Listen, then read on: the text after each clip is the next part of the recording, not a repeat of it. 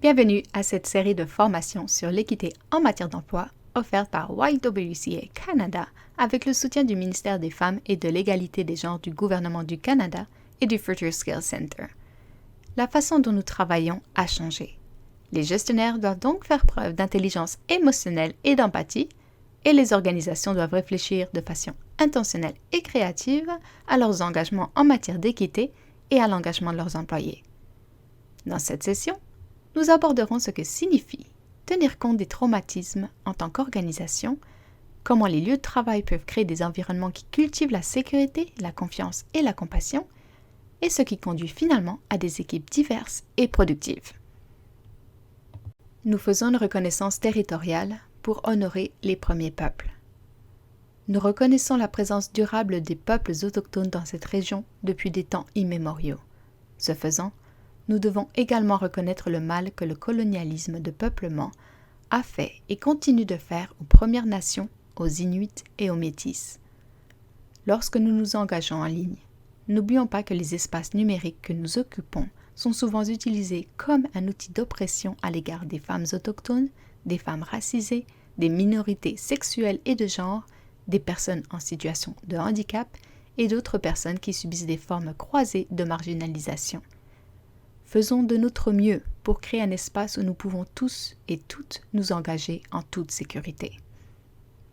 Depuis plus de 150 ans, YWCA Canada s'efforce de faire progresser l'équité des genres en répondant aux besoins urgents des communautés par le biais d'un plaidoyer national et d'initiatives locales. Aujourd'hui, nous faisons appel à des jeunes leaders, à diverses communautés et à des organisations partenaires pour réaliser collectivement notre vision d'un Canada sûr et équitable pour toutes et tous. L'information présentée dans ce module de formation est ancrée dans les expériences sur le terrain du mouvement de YWCA Canada et reflète les besoins, l'expertise et la sagesse des femmes et des personnes de diverses identités de genre desservies par les YWCAs de tout le Canada, une chef de file nationale en matière de programmes axés sur l'emploi, ainsi que les recherches contemporaines menées par des leaders d'opinion en matière d'équité, d'inclusion, de diversité et de justice dans l'emploi. Le mouvement de YWCA Canada a été à l'avant-garde de la prestation de services et de programmes de première ligne essentiels à partir d'une approche qui tient compte des traumatismes et de réduction des méfaits. Les YWCAs de tout le pays s'efforcent de faire progresser l'équité des genres pour les femmes et les personnes de diverses identités de genre, notamment en permettant aux femmes et aux personnes de diverses identités de genre issues d'identités marginalisées et de groupes méritant l'équité de réaliser leur plein potentiel tout en améliorant l'accès à un travail significatif. La YWCA encourage l'inclusion et la sécurité culturelle et psychologique sur le lieu de travail. Pour ce faire, nous travaillons avec des organisations partenaires dans tous les secteurs pour créer des lieux de travail où chaque personne est respectée et se sent en sécurité. Pour nous guider et nous orienter dans le contenu à venir, voici quelques objectifs d'apprentissage. Cette session nous aidera à définir les traumatismes, à reconnaître les différentes façons dont ils peuvent se présenter sur les lieux de travail, à les prévoir dans les politiques et les pratiques, et à comprendre l'impact des traumatismes sur le comportement et les performances au travail. À partir de cette compréhension, nous décrirons les principes fondamentaux qui guident les organisations tenant compte des traumatismes. Enfin, nous proposerons des stratégies pour appliquer efficacement des approches tenant compte des traumatismes, identifier et faire remonter les besoins ou les ressources. Notre objectif principal est de jeter les bases pour que chaque personne quitte la session en considérant les lieux de travail et les politiques à travers un prisme tenant compte des traumatismes. Il n'est jamais facile de se former ou de parler de traumatisme, surtout dans un format asynchrone. Alors n'oubliez pas de vous écouter, de prêter attention aux indices de ce que vous ressentez, de respirer profondément ou de faire des pauses si nécessaire. The Substance Abuse and Mental Health Services Administration du ministère américain de la Santé et des Services sociaux propose une définition tridimensionnelle du traumatisme. C'est d'abord un événement, une série d'événements ou un ensemble de circonstances incluant une exposition à la violence, à la souffrance, à la pénurie, le fait de vivre une catastrophe naturelle, une guerre ou un conflit. C'est aussi lié à la détresse physique et émotionnelle, à la violence fondée sur le genre et sexuelle, aux crises environnementales, à l'instabilité politique, à la mort d'une personne proche, aux abus et à la négligence dans l'enfance, à la discrimination ou au traumatisme intergénérationnel. Ensuite, ils sont vécus par une personne ou un groupe comme physiquement ou émotionnellement nuisibles, menaçants ou chroniquement stressants.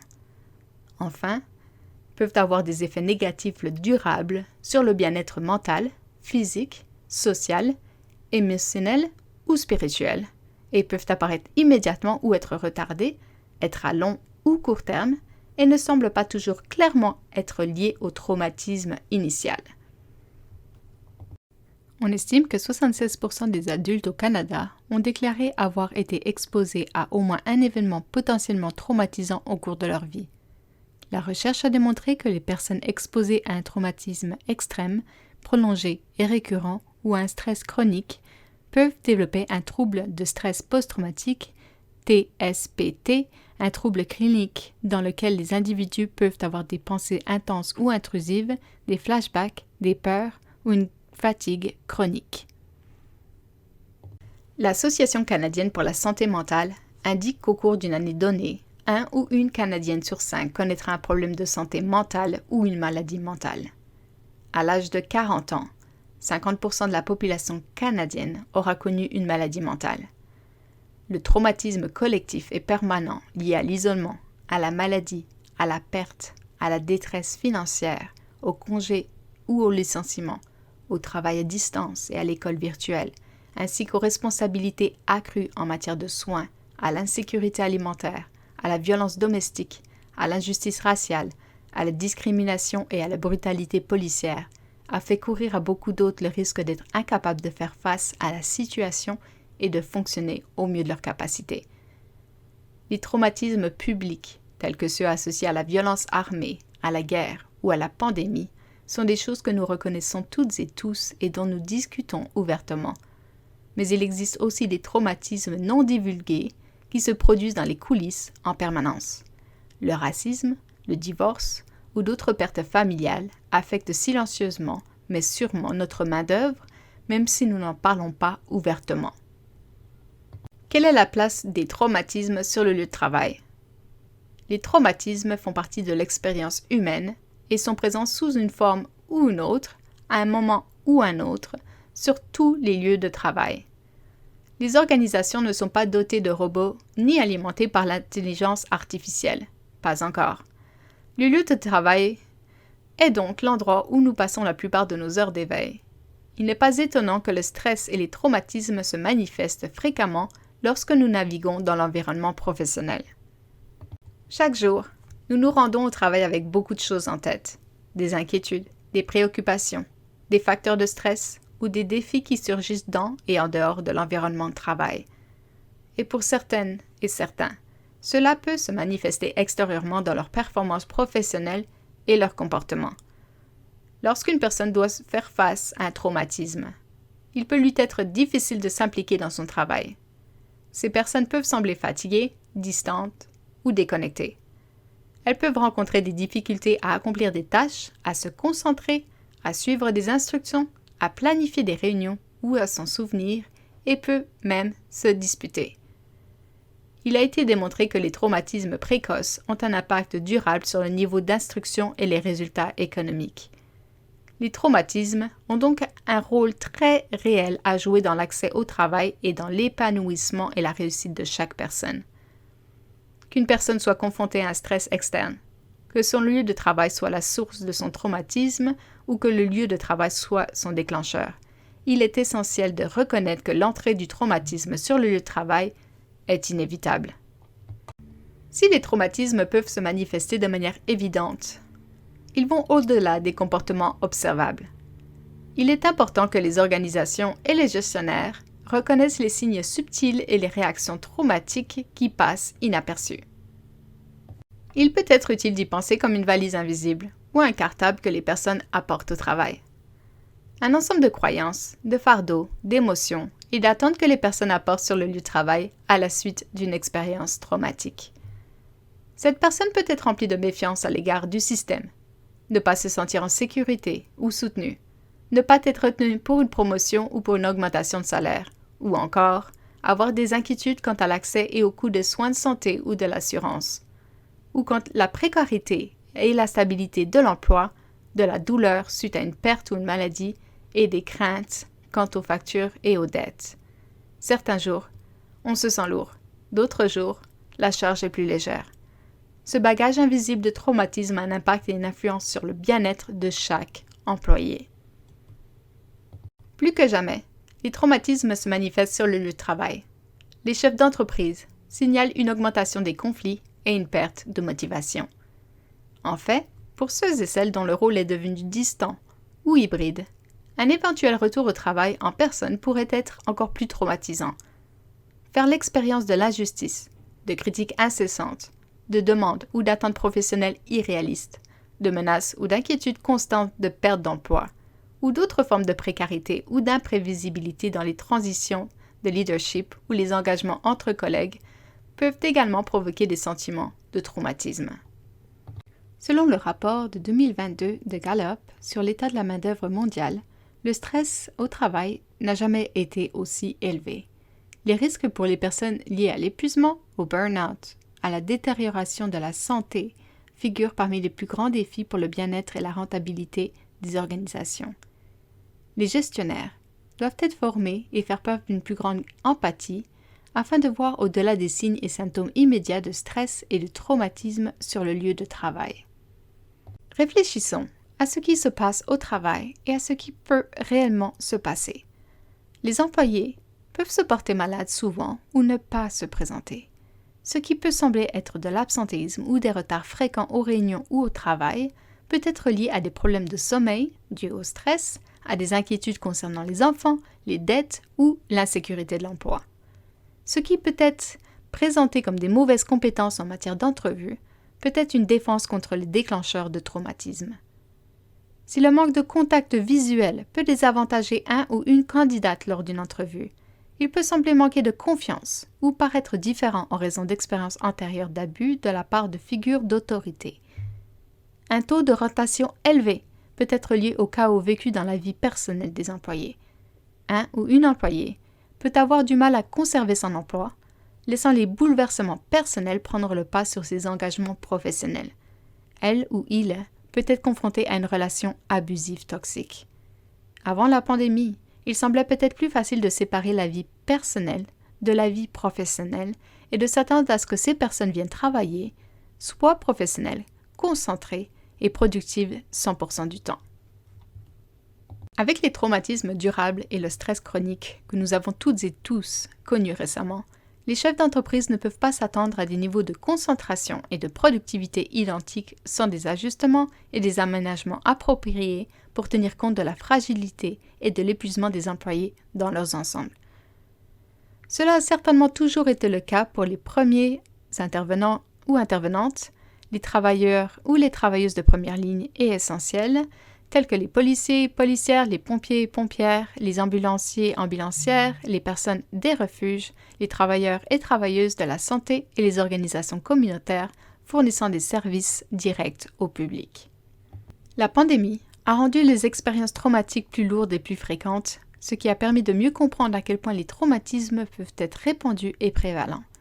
Les populations PANDC, personnes autochtones noires et de couleur, dans des professions telles que le commerce de détail, les caissiers et caissières ou les employés de banque et les chauffeurs-chauffeuses de taxis et de covoiturage par exemple, ont signalé des agressions et des altercations à des niveaux croissants. Le TSPT peut survenir en réponse à l'expérience directe d'événements extrêmement traumatisants et stressants ou aux témoignages de personnes impliquées dans ces événements. Cela peut se présenter sous la forme d'un traumatisme secondaire ou indirect ou d'une fatigue en matière de compassion, en particulier dans les services sociaux et le secteur non lucratif.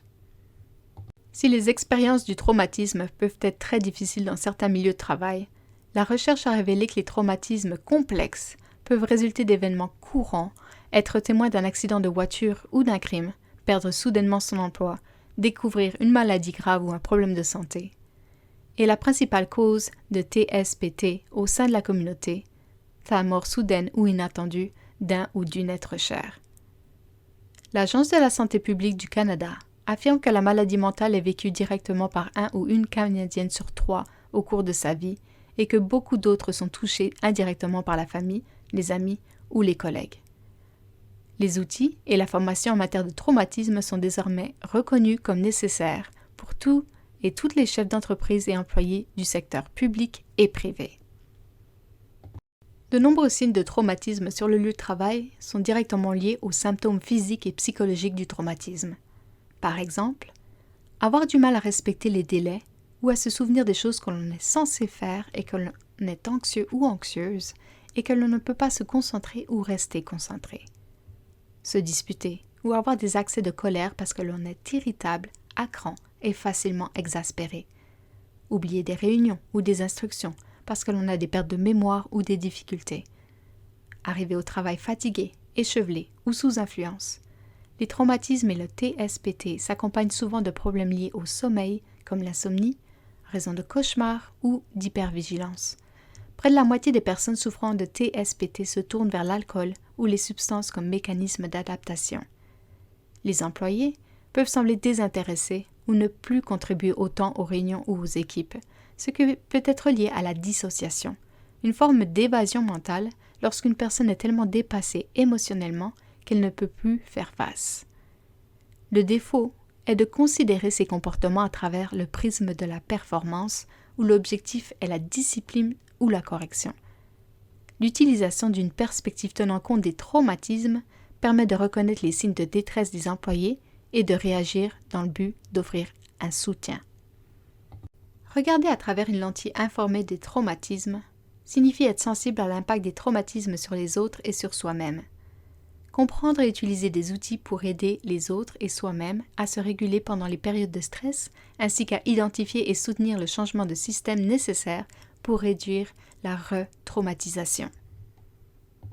Explorer les moyens de créer un environnement de travail plus sûr, plus favorable sur le plan émotionnel et, en définitive, plus productif, nécessite de passer de cadres étroits axés sur les résultats à des lieux de travail axés sur la résilience. Maintenant, à quoi pourrait ressembler ce changement? Les lieux de travail qui placent la productivité, les ventes et les profits, les délais et les résultats avant tout, où les résultats financiers comptent plus que la santé ou l'équilibre personnel, conduisent à l'épuisement ou à la rotation du personnel et étouffent la créativité, l'optimisme et la confiance. Lorsqu'une organisation est en mesure de prendre en considération, d'accommoder et de faire preuve de compassion à l'égard du bien-être du personnel, de l'équilibre entre vie professionnelle et vie privée et du soutien de ses employés, ces derniers et dernières sont en mesure d'offrir le même niveau de soutien et d'attention aux communautés ou aux clients, clientes avec lesquels elles ou ils travaillent. Il en résulte une amélioration des résultats et de la qualité des prestations. Cette approche n'est pas axée sur le renforcement de la résilience des employés individuels ou de la main-d'œuvre, mais sur la création de systèmes de travail résilients et réactifs au niveau institutionnel. Nous devons nous demander pourquoi nous ne nous sentons pas suffisamment en sécurité sur nos lieux de travail pour avoir des conversations difficiles qui feraient avancer notre travail. Les personnes aux prises avec un stress chronique ou les stigmates d'un traumatisme peuvent ressentir les besoins de masquer leur détresse et leur dysfonctionnement sur le lieu de travail. Nous avons toutes et tous connu des jours où nous essayons de paraître plus préparés que nous le sommes. Mais qu'en est-il de la création d'opportunités où nous pouvons dire franchement « Je n'ai pas la force de travailler à mon rythme habituel, j'ai des difficultés et j'ai besoin de soutien ». Pour nous sentir psychologiquement en sécurité, nous devons savoir que nous pouvons être suffisamment libres, parfois pour prendre des risques avec les autres membres de l'équipe, pour partager les choses qui sont compliquées ou tristes, ou qui ne sont pas les plus réfléchies. Google a mené une étude interne qui a montré que le facteur numéro 1 pour déterminer si une équipe serait efficace ou non était le sentiment de sécurité psychologique. La rubrique des 4 R est utile pour décrire et développer une organisation, un programme ou un système averti des traumatismes avec réaliser, reconnaître, réagir et résister. Réaliser l'impact généralisé des traumatismes et que les traumatismes ont des effets différents selon les personnes. Au printemps 2021, un ou une Canadienne sur 3 a déclaré que sa santé mentale s'était détériorée depuis le début de la pandémie. Cette situation a été ressentie de manière disproportionnée par les Noirs, les Autochtones et les personnes de couleur, les femmes et les personnes de diverses identités de genre, les personnes à faible revenu, les travailleurs et travailleuses du secteur de la santé, les aidants et aidantes, les personnes faisant partie de la communauté 2LS LGBTQA+, les personnes âgées et les personnes célibataires et vivant seules. Pensez au soutien supplémentaire qui pourrait être nécessaire pour des groupes d'employés spécifiques dans votre organisation. Reconnaître. Reconnaître les signes et les symptômes de détresse. Cela nécessite une formation, de la pratique et de l'empathie. Pensez à votre lieu de travail. Les indices sur le bien-être émotionnel, physique et psychologique d'une personne sont souvent communiqués par ses mots, son langage corporel ou ses actions. Ils peuvent tous se présenter différemment selon les circonstances ou le contexte, ou selon qu'il s'agisse d'un enfant, d'un adulte, d'un ou d'une travailleuse de première ligne, ou d'un et d'une intervenante. Savoir dépister les traumatismes est la première étape pour orienter correctement une personne vers les soins ou les services adéquats. Les signes d'alerte courants de la détresse émotionnelle sont les suivants. Manger ou dormir trop ou trop peu. Se retirer socialement et s'éloigner des gens et des choses. Une fatigue, un manque ou une absence d'énergie. Avoir des douleurs inexpliquées comme des maux d'estomac ou de tête constants. Un sentiment d'impuissance ou de désespoir.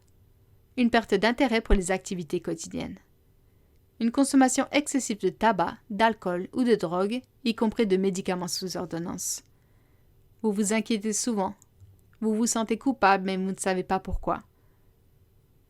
Vous pensez à vous faire du mal ou à tuer quelqu'un d'autre. Avoir des conflits avec ses pairs. Avoir des difficultés à se concentrer. Les signes d'alerte et les facteurs de risque pour les premiers intervenants et intervenantes et les travailleurs-travailleuses du secteur du rétablissement peuvent être les suivants. Fréquence cardiaque rapide, palpitations, tension musculaire, maux de tête et tremblements. Sentiment de peur ou de terreur dans des situations de danger de mort ou de danger perçu, ainsi que colère et frustration excessive à l'égard des autorités. Être désorienté ou confus. Adopter des comportements problématiques ou risqués comme ne pas utiliser l'équipement de protection individuelle. Devenir irritable ou hostile dans des situations sociales. Rejeter la faute sur les autres et ne pas soutenir ses coéquipiers et coéquipières. L'identification de ces signes peut aider à orienter les personnes vers les bonnes interventions. Réagir. Réagir avec empathie en intégrant pleinement les connaissances sur les traumatismes dans les politiques, les procédures et les pratiques et en relevant les défis du lieu de travail avec ouverture et volonté de soutien. Cela renforce la sécurité psychologique et augmente la probabilité que l'employé demande et obtienne un soutien si nécessaire à l'avenir. Pensez à un moment où vous étiez légèrement, modérément ou sévèrement stressé. De quoi aviez-vous besoin? Quelles ont été les réponses qui n'ont pas été ou qui n'auraient pas été d'un grand soutien à ce moment-là?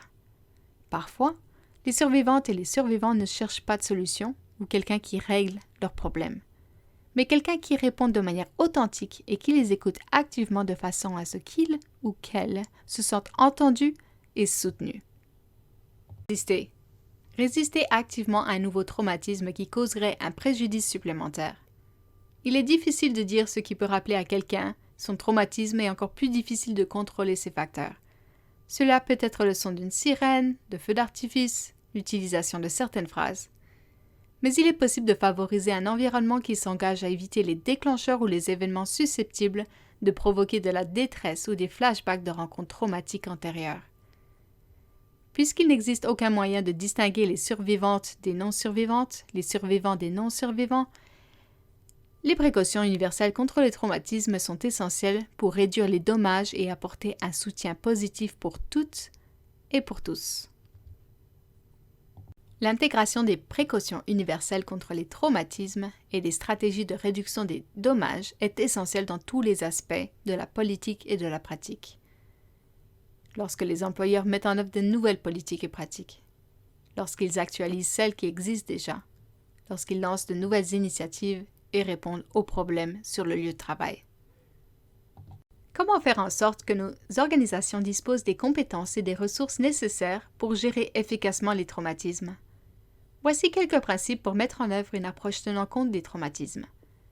The Centers for Disease Control and Prevention ont identifié 6 principes directeurs pour une approche tenant compte des traumatismes. Premièrement, promouvoir la sécurité physique, émotionnelle et psychologique. Cela inclut le cadre physique, un environnement invitant et accueillant qui ne présente pas de risques ou d'obstacles pour quiconque. Par exemple, un stationnement suffisant, accessible et proche pour toutes et tous les employés. Cela implique des politiques organisationnelles qui comprennent et défendent la sécurité telle qu'elle est définie par les personnes qu'elles servent, ce qui pourrait se traduire par des politiques COVID d'espacement et de masquage sécurisés pour les employés dans les bureaux et par un défenseur qui assure la liaison avec toute personne susceptible de signaler des actes de violence, de harcèlement ou de discrimination sur le lieu de travail. Ensuite, la fiabilité et la transparence dans les communications et les relations. Des interactions positives et régulières peuvent favoriser la confiance en veillant à ce que les employés et les clients et clientes soient bien informés des changements ou des mises à jour des programmes et des opérations. Troisièmement, le soutien par les pairs. Si le soutien individuel est essentiel, il peut être utile de le compléter par des espaces de partage et de soutien mutuel en groupe. Les personnes ayant vécu un traumatisme réagissent souvent aux histoires d'autres survivants et survivantes dans leur rétablissement. Cela peut donner de l'espoir, accélérer la guérison et prévenir et réduire l'épuisement du personnel. Quatrièmement, la promotion de la collaboration et de la mutualité. Cela se traduit par des partenariats fondés sur la mutualité et un partage significatif du pouvoir et de la prise de décision. Que les clientes et les collègues soient encouragés à contribuer et à participer activement à l'élaboration des priorités de la programmation de l'organisation. Cinquièmement, autonomisation, expression et offre de choix et intégration de la flexibilité. En reconnaissant que chacun ou chacune se présente un peu différemment chaque jour et peut avoir des besoins différents. Les forces, la résilience et les expériences de l'individu doivent être reconnues et mises à profit, par exemple par le biais de développement professionnel et du renforcement des capacités du personnel. Et les clientes doivent être soutenus dans la prise de décision partagée et la définition des objectifs afin de déterminer la marche à suivre. Et enfin, en 6e position, attention aux questions culturelles, historiques et de genre. Les services et soutiens doivent être sensibles au genre, à la culture et aux besoins raciaux, ethniques et autres des personnes desservies. Cela signifie que les services ont été adaptés pour maximiser le respect et la pertinence des croyances, des pratiques, de la culture et des besoins linguistiques des diverses populations, de clients et clientes et communautés desservies, y compris les clients et clientes et les communautés de couleur. Ces stratégies tiennent compte des principes de la conception universelle. Comment pouvons-nous collectivement garantir que les collègues sur nos lieux de travail, portant des formes et des réponses différentes au traumatisme, ne ravivent pas une douleur émotionnelle ou ne soient pas retraumatisés par leur environnement de travail, mais plutôt qu'ils et qu'elles soient en mesure d'atténuer les risques d'exposition et qu'ils et qu'elles aient les moyens de se montrer sous leur meilleur jour. Catherine Manning les simplifie en 3 concepts fondamentaux. La reconnaissance, je serai entendu. Le soutien, je peux obtenir de l'aide dont j'ai besoin. La confiance, je serai traité équitablement. L'organisation qui montre par ses actions qu'elle se préoccupe de ses employés au-delà des bénéfices à court terme qu'ils ou qu'elles génèrent, qui montre un réel intérêt pour ce qu'ils ou elles sont et les soutiennent dans les bons et les mauvais moments, gagnera la loyauté, l'engagement et la confiance, et la méritera. Lorsque la plupart des personnes entendent l'expression « prise en compte des traumatismes », ils ou elles pensent immédiatement aux soins axés sur les traumatismes, une pratique clinique consistant à traiter les personnes ayant subi des traumatismes de manière à créer un sentiment de sécurité et de transparence. L'encadrement tenant compte des traumatismes est une approche organisationnelle visant à créer des politiques, des protocoles et des pratiques qui soutiennent tous et toutes les employés. Pour ce faire, Les responsables du traumatisme doivent rester patients et écouter les préoccupations qui surgissent en période de transition. Par exemple, l'introduction des équipements de protection individuelle et des masques obligatoires, ainsi que les tests sur site, ont été accueillis avec beaucoup d'hésitation dans tous les secteurs. Un leadership éclairé par les traumatismes pourrait consister à demander à chacune et chacun ce qui cause exactement ses émotions et ses problèmes au travail, à écouter et à valider les préoccupations soulevées. Les gestionnaires informés des traumatismes prennent en compte ces inquiétudes et préoccupations et démontrent la sécurité et les résultats de changements suggérés sur le lieu de travail. L'encadrement tenant compte des traumatismes donne la priorité à la sécurité psychologique et émotionnelle des employés sur la productivité et les résultats. Cette approche repose sur le constat que les personnes sont en fait plus productives et obtiennent de meilleurs résultats lorsqu'elles se sentent calmes, encadrées et en sécurité. L'adoption de modèles de leadership tenant compte des traumatismes ne peut se faire au moyen d'une liste de contrôle. Cela implique un engagement, une attention et un changement culturel. Plutôt que d'essayer de régler les problèmes, les leaders tenant compte des traumatismes s'efforcent de créer des conditions propices à l'épanouissement des personnes. Selon David Tweedy, psychologue clinicien et cadre dans le secteur de la santé, le leadership éclairé par les traumatismes est une façon de reconnaître et d'honorer le fait que la façon dont nous réagissons sur le lieu de travail ou dans n'importe quel contexte en fait dépend de la gamme personnelle de cicatrices émotionnelles, de traumatismes et de force de chaque individu. Certains ou certaines semblent détachés lors d'un conflit, tandis que d'autres ont des réactions émotionnelles qui virent à l'accablement, à l'anxiété ou à l'agression. Ce sont tous des mécanismes de défense personnels qui peuvent avoir une apparence différente en fonction de ce que nous transportons dans notre sacoche invisible. La formation leadership éclairée par les traumatismes peut aider les dirigeants et les dirigeantes à faire preuve d'empathie et de compassion envers les employés, et aussi à reconnaître et apprécier toutes les réponses comme étant valables. Les leaders informés du traumatisme sont mieux préparés à faire face aux difficultés d'emploi que peut rencontrer un ou une employée qui a survécu à un traumatisme.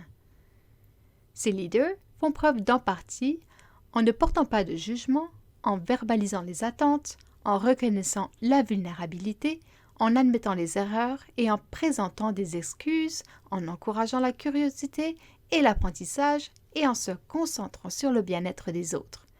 Cet état d'esprit peut avoir un impact puissant sur le moral du personnel. Lorsque les employés ont l'impression que leurs réponses au traumatisme sont normalisées et ne sont pas remises en question ou minimisées, cela favorise une confiance et une sécurité profonde. Les leaders qui tiennent compte des traumatismes donnent aux employés le contrôle en leur permettant de prendre des décisions éclairées. Par exemple, si un employé fait l'objet d'une mesure disciplinaire, une approche fondée sur le traumatisme pourrait consister à s'assurer que la réunion a lieu dans un espace privé, en ligne ou sur place, que la personne soit prévenue à l'avance, qu'elle puisse choisir l'heure et le lieu de la rencontre, qu'elle ne tourne pas le dos à la porte si la réunion a lieu au bureau, que la responsable et l'employé soient assis au même niveau, que la responsable ait rappelé à l'employé de porter des écouteurs si la réunion est virtuelle. La responsable peut formuler des attentes claires sur la façon dont la personne doit changer, tout en reconnaissant ce qu'elle fait de bien, en reconnaissant ses contributions, en identifiant les soutiens et en invitant à la collaboration pour produire un plan pour l'avenir. Cette approche comprend que les aides au travail ne sont pas une solution au traumatisme, mais qu'elles peuvent compléter les approches cliniques du traitement des traumatismes. Cela implique des engagements organisationnels en faveur d'un changement opérationnel qui incarne et adopte les principes de compassion, appréciation, résilience et autonomisation. Au cœur d'un encadrement averti des traumatismes se trouve l'engagement à intégrer la compassion, la sécurité, la pleine conscience et la prise en charge collective dans la culture de l'organisation et à ne pas s'appuyer sur l'auto-soin ou les journées de spa pour s'assurer le bien-être des employés. Lorsque nous rencontrons un ou une collègue ou un ou une cliente qui vit un traumatisme, comment pouvons-nous lui tendre la main à travers la pièce ou l'écran d'une manière qui ne soit pas intrusive mais intentionnelle, qui communique les soins sans enlever le contrôle à la personne qui vit le traumatisme? Quelles sont les choses qui aident? Écoutez, ne pas réparer. Prenez la situation au sérieux. Ne la remettez pas en question. Restez calme. Ne paniquez pas à leur place, même s'il s'agit d'une situation alarmante.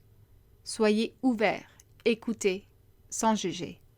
Suivez l'exemple du survivant ou de la survivante et discutez de l'incident dans la mesure où il ou elle se sent à l'aise. Offrir un soutien plutôt que des solutions. Aidez la personne à accomplir des tâches pratiques et étendez son soutien dans la mesure du possible. Demandez-lui si elle veut connaître les ressources de soutien et aidez-la à explorer les options et les choix, mais laissez-la choisir comment elle s'engage dans ces ressources. Orientez-la vers des politiques ou des aides si elle vous le demande, mais laissez-la décider de ce qui est le mieux pour elle. Ne faites pas pression sur elle, normalisez et validez ses sentiments. Soyez disponible. Donnez-lui du temps, de l'espace et de la patience si nécessaire. Respectez sa vie privée. Prenez de ses nouvelles. Envoyez peut-être un colis de soins. Invitez-la à prendre un café ou à faire une promenade. Asseyez-vous avec ce qu'elle ressent, si elle a besoin de rire ou de pleurer. Reconnaissez vos propres sentiments de colère, d'inquiétude, de tristesse et cherchez un soutien pour vous aider à traiter votre réaction à l'expérience traumatique de la personne que vous aidez. Enfin, comment transformer les intentions qui tiennent compte du traumatisme en action? Bien que cela puisse être différent pour chaque industrie et institution, voici quelques exemples à prendre en considération qui aideront les organisations à soutenir les employés en difficulté et à ceux et celles qui semblent l'être et qui pourraient en bénéficier. Intégrer des processus d'encadrement intentionnel, de planification stratégique et de gestion du changement. Incorporer une culture de la compassion et du soin dans tout le cycle d'emploi. Proposer une formation sur le bien-être des employés, sur la réduction du stress et la gestion des traumatismes. Créer des espaces sans jugement pour parler de la santé mentale afin de réduire la stigmatisation. Organiser des entrevues régulières et des possibilités de retour d'informations. Mettre en place des solutions de travail flexibles qui permettent aux employés de choisir comment, où et quand elles ou ils travaillent le mieux.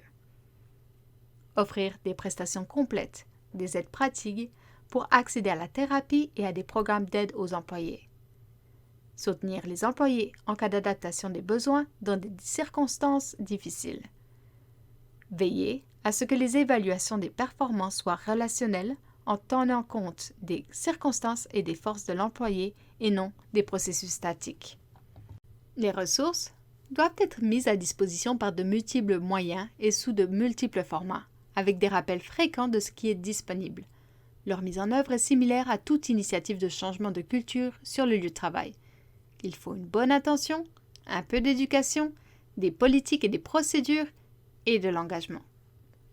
YWCA Toronto, en collaboration avec son partenaire de recherche, le Centre d'excellence pour la santé des femmes, CEWH, a lancé le projet TIDE, T-I-D-E, Trauma Informed Development and Education, pour soutenir l'intégration de la pratique éclairée par les traumatismes comme cadre de travail centré sur la compréhension de nombreuses formes de violence et de traumatisme qui affectent le personnel, les clients et les clientes et les communautés plus larges desservies par la YWCA Toronto. Grâce à un financement de l'Agence de la santé publique du Canada, ASPC, ce projet répond aux besoins d'une formation, d'un développement des ressources et d'un changement de la culture organisationnelle cohérent et tenant compte des traumatismes dans tous les programmes et services de YWCA Toronto et d'autres YWCA au Canada. Nous vous laissons maintenant avec quelques pistes de réflexion pour démarrer le processus dans votre organisation, effectuer ce travail individuellement et porter ce regard qui tient compte des traumatismes dans vos interactions. Quelles sont les autres ressources ou formations dont votre organisation ou vos équipes ont besoin pour réagir d'une manière qui tient compte des traumatismes sur le lieu de travail? Comment les organisations peuvent-elles s'assurer que toutes et tous les employés se sentent en sécurité, soutenus et responsabilisés? Quelles solutions et quels soutiens se sont avérés les plus efficaces sur vos lieux de travail? Comment pouvons-nous promouvoir une culture du soin sur le lieu de travail qui ne soit pas séparée des objectifs organisationnels? Comment peut-elle être soutenue par des politiques et des procédures, y compris l'encadrement, qui s'entendent de l'embauche et de l'intégration des employés tout au long de l'expérience d'emploi et au point ou au processus de sortie? Vous trouverez maintenant sur votre écran une liste de ressources facilement accessibles pour approfondir ces concepts et leur mise en œuvre. Merci d'avoir participé à ce module d'apprentissage. Pour continuer à apprendre avec nous, veuillez consulter les autres modules d'apprentissage de cette série et rejoindre notre communauté de pratique des chefs d'entreprise pour entrer en contact avec d'autres champions et championnes de l'équité en matière d'emploi à travers le pays.